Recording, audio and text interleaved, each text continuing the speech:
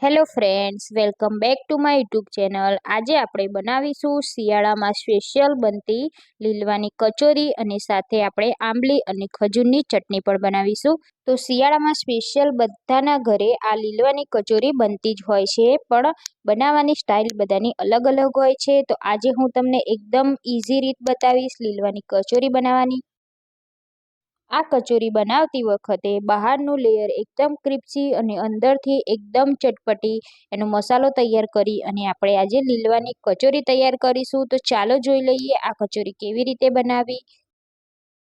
લીલવાની કચોરી બનાવવા માટે મેં અહીંયા 1.5 કપ જેટલો લોટ લીધો છે। તો લોટ આપણે અહીંયા મેંદો લેવાનો છે। જો તમારે મેંદો પસંદ ના હોય તો તમે ઘઉંનો લોટ પણ લઈ શકો છો। તો હવે આપણે સ્વાદ મુજબ મીઠું એડ કરી દઈશું અને 1 ચમચી જેટલો અજમો એડ કરી આ રીતે હાથેથી મસળી અને એડ કરીશું।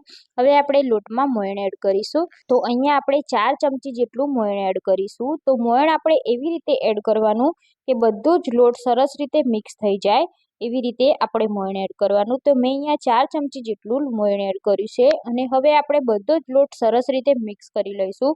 તો તમે જોઈ શકો છો આપણું મોયણ અહીંયા પરફેક્ટ રીતે આવી ગયું છે। આ રીતનું મોયણ હોવું જોઈએ કચોરીના લોટ બાંધતી વખતે। તો લોટમાં આપણે થોડું થોડું પાણી એડ કરી અને લોટ બાંધીશું।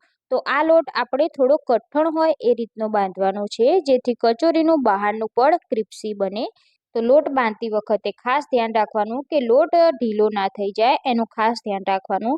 તો આટલો લોટ બાંધતી વખતે આપણે 1/4 કપ જેટલા પાણીનો ઉપયોગ થયેલ છે।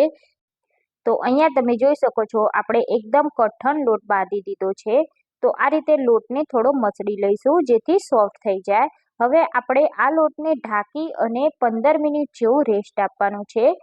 તો લોટને આપણે સાઈડમાં 15 મિનિટ માટે મૂકી દઈશું। ત્યાં સુધી આપણે કચોરી માટે સ્ટફિંગ રેડી કરી લઈએ। તો મેં અહીંયા 2 કપ જેટલી કચોરી માટે લીલી તુવેરો લીધી છે। તો અહીંયા 500 ગ્રામ તુવેરમાંથી મારે 2 કપ જેટલા દાણા નીકળે છે। તો હવે આપણે ગેસ ઉપર 2 ગ્લાસ જેટલું પાણીને આ રીતે ઉકળવા મૂકી દઈશું। તો પાણી ઉકળે એટલે આપણે બધા જ તુવેરના દાણા એડ કરી દઈશું। તો 2 થી 3 જ મિનિટ આપણે હાઈ ફ્લેમ પર તુવેરને ઉકાળી લેવાની છે। તો તુવેરો અહીંયા આપણે બાફવાની નથી, જસ્ટ થોડી સોફ્ટ થાય ત્યાં સુધી તેને આપણે ગેસ ઉપર ઉકાળી લઈશું। તો અહીંયા તમે જોઈ શકો છો તુવેરો ઉકળી અને આ રીતે દાણા ઉપર આવી ગયા છે। તો હવે આપણે તેને નીચે આપણે આવી રીતે કાણાવાળા વાસણમાં કાઢી અને ઠંડી થવા દઈશું। તો તમે જોઈ શકો તુવેરો આપણી બફાઈ નથી, ખાલી સોફ્ટ થઈ છે।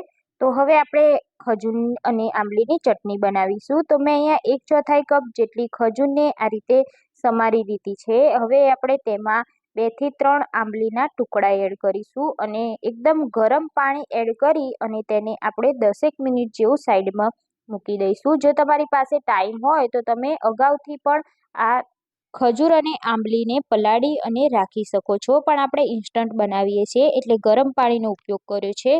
હવે આપણે તુવેરો જોઈ લઈએ। તો આપણી તુવેરો પણ ઠંડી થઈ ગઈ છે। તો મિક્સર જારમાં એડ કરી અને મિક્સરને આપણે ચાલુ બંધ કરી એક આંટો ફરે ત્યાં સુધી આપણે તેને પીસી લઈશું। તો તુવેરને આપણે વધારે નથી પીસવાની, અચકચરી આપણે તેને પીસી લેવાની છે આ રીતના। તો હવે આપણે સ્ટફિંગ માટે વઘાર કરીશું। તો એના માટે આપણે એક પેનમાં 2 ચમચી જેટલું તેલ એડ કરીશું।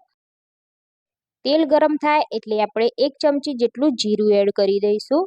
તો જીરું આ રીતના તતડે એટલે આપણે 1 ચમચી જેટલા તલ એડ કરી દઈશું। તો આ રીતે તલ અને જીરુંથી વઘાર કરીશું તો કચોરી એકદમ ટેસ્ટી લાગે છે।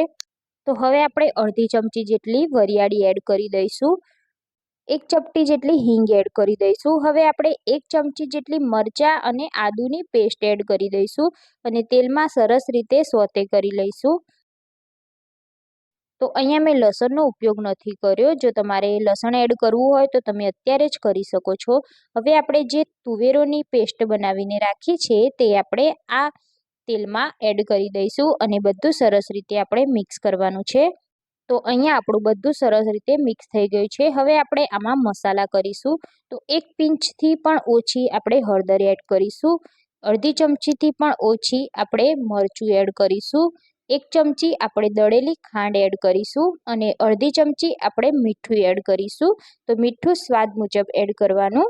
તો દળેલી ખાંડની જગ્યાએ તમે આખી ખાંડનો પણ ઉપયોગ કરી શકો છો। તો હવે બધું જ આપણે સરસ રીતે મિક્સ કરી દઈશું. અહીંયા તમે લીંબુનો રસ પણ એડ કરી શકો છો. તો અહીંયા ગેસની ફ્લેમ આપણે એકદમ સ્લો રાખવાની છે અને બધા જ મસાલા તુવેરમાં ભળી જાય એ રીતે આપણે મિક્સ કરી લઈશું. તો આ સ્ટફિંગને આપણે 1 મિનિટ જેવું કૂક કરી લીધું છે. તો અહીંયા આપણું એકદમ પરફેક્ટ સ્ટફિંગ રેડી થઈ ગયું છે. તો હવે આપણે તેને સાઈડમાં ઠંડુ કરવા મૂકી દેવાનું છે. તો અહીંયા આપણી આંબલી અને ખજૂર પણ એકદમ સરસ રીતે સોફ્ટ થઈ ગઈ છે. તો હાથેથી આ રીતે આપણે મસળી લઈશું, જેથી આંબલીમાં બીજ હોય કે ખજૂરમાં બીજ હોય તે નીકળી જાય. હવે આપણે આ જ પાણીમાં ઉપયોગ કરી અને એક તપેલીમાં આપણે આ પાણી એડ કરી દઈશું અને એમાં થોડું આપણે પાણી એડ કરી અને આપણે ગેસ ઉપર તેને ઉકળવા મૂકીશું. તો હવે આપણે ગેસ ઉપર જ બધા જ મસાલા કરી લઈશું. તો 1/4 કપ આપણે ગોળ એડ કર્યો છે, અડધી ચમચી આપણે કાશ્મીરી લાલ મરચું પાવડર એડ કર્યું છે, અડધી ચમચી આપણે ધાણા જીરું પાવડર એડ કર્યો છે અને સ્વાદ મુજબ આપણે મીઠું એડ કરી દઈશું અને બધું જ આપણે સરસ રીતે મિક્સ કરી આપણે ચટણીને 5 મિનિટ જેવું સ્લો ગેસ ઉપર આપણે આ ચટણીને ઉકાળી લેવાની છે. તો અહીંયા આપણા લોટને પણ રેસ્ટ મળી ગયો છે. તો તમે જોઈ શકો છો આપણો લોટ એકદમ સરસ રીતે સોફ્ટ થઈ ગયો છે. તો આ રીતે આપણે 1 મિનિટ મસળી લેવાનો છે. હવે તેમાંથી આપણે કચોરીના સાઈઝમાં નાના નાના ગુલ્લા કરી લેવાના છે. તો હવે આપણે તેમાંથી એક ગુલ્લો લઈ આપણે પૂરી વણવાની છે. તો જે રીતે આપણે પૂરી વણીએ છીએ તે જ રીતે આપણે વણી લેવાની છે. તો આ લેયર આપણે વધારે પતલું પણ નહીં અને વધારે જાડું પણ નહીં એ રીતે આપણે વણવાની છે. તો અહીંયા આ રીતની પૂરી વણાઈ ગઈ છે. હવે એમાં 1 ચમચી જેટલો આપણે સ્ટફિંગ ભરી દઈશું અને કચોરીને આપણે ફોલ્ડ કરી લેવાની છે. તો વચ્ચેથી આ રીતે પહેલાં આપણે દબાવી લઈશું અને સાઈડમાંથી આ રીતે ચપટીઓ ભરતા જઈશું અને કચોરીને આપણે ફોલ્ડ કરી લઈશું. તો છે ને એકદમ ઇઝી રીત. તો આ રીતે આપણે કચોરી બધી જ રેડી કરી લેવાની છે. તો વધારાનો લોટ હોય તે આપણે કાઢી લઈશું અને કચોરીમાં હવા ના ભરાય એ રીતે આપણે બંધ કરી દેવાની છે. તો અહીંયા આપણી કચોરી થઈ ગઈ છે. એવી જ રીતે હું બીજી વાર પણ તમને બતાવી દઈશ. તો બીજું ગુલ્લું આપણે લઈ લઈશું અને પૂરીની સાઈઝમાં આપણે તેને વણી લઈશું. તો આ રીતે પૂરી વણાઈ જાય પછી આપણે 1 ચમચી જેટલું આમાં સ્ટફિંગ એડ કરી દઈશું. તો સ્ટફિંગ તમારે તમારા પ્રમાણમાં એડ કરવાનું. જો વધારે પસંદ હોય તો વધારે પણ તમે ભરી શકો છો.